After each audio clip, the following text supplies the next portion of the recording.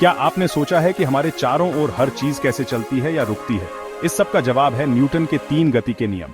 आइए इन्हें विस्तार से समझते हैं। पहला नियम गति का जड़त्व का नियम, लॉ ऑफ इनर्शिया। यह नियम न्यूटन के गति के पहले नियम के रूप में भी जाना जाता है। किसी भी वस्तु की अवस्था तब तक नहीं बदलती जब तक उस पर कोई बाहरी बल कार्य नहीं करता।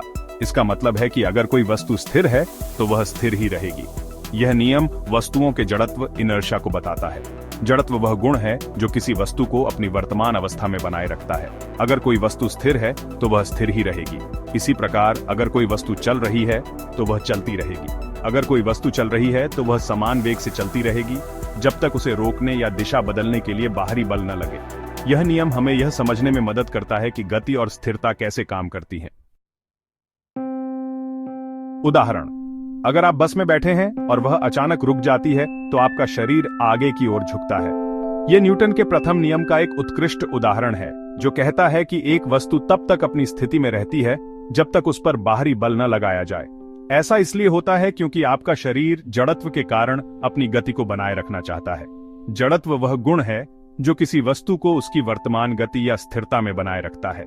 एक फुटबॉल तब तक स्थिर रहती है जब तक उसे किक नहीं मारी जाती।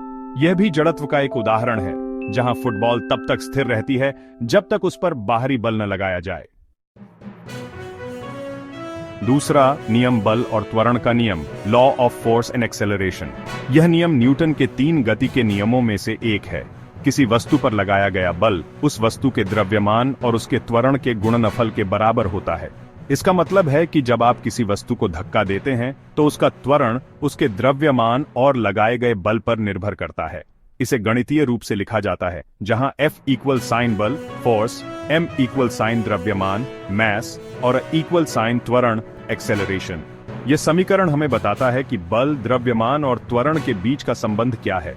इस नियम का मतलब है कि जितना अधिक द्रव्यमान होगा उतने अधिक बल की आवश्यकता होगी और यह भी कि भारी वस्तुओं को गति में लाने के लिए अधिक प्रयास की आवश्यकता होती है और बल जितना अधिक होगा उतना ही तेज त्वरण होगा। इसलिए रॉकेट को अंतरिक्ष में भेजने के लिए बहुत अधिक बल की आवश्यकता होती है, जबकि एक धावक को दौड़ की शुरुआत में तेजी से गति प्राप्त करने के लिए बल की आवश्यकता होती है। उदाहरण, एक छोटी गेंद और बड़ी गेंद पर समान बल लगाने से छोटी गेंद तेजी से चलेगी क्योंकि उसका द्रव्यमान कम है। ट्रक को चलाने के लिए ज्यादा बल की जरूरत होती है जबकि साइकिल को कम। तीसरा नियम, क्रिया और प्रतिक्रिया का नियम, एक्शन एंड रिएक्शन लॉ।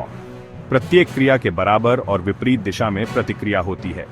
यह नियम बताता है कि जब एक वस्तु दूसरी वस्तु पर बल लगाती है तो दूसरी वस्तु उसी बल को विपरीत दिशा में लगाती है। उदाहरण, जब आप नाव से पानी में धक्का देते हैं तो पानी नाव को विपरीत दिशा में धकेलता है। रॉकेट के उड़ने का सिद्धांत इसी पर आधारित है।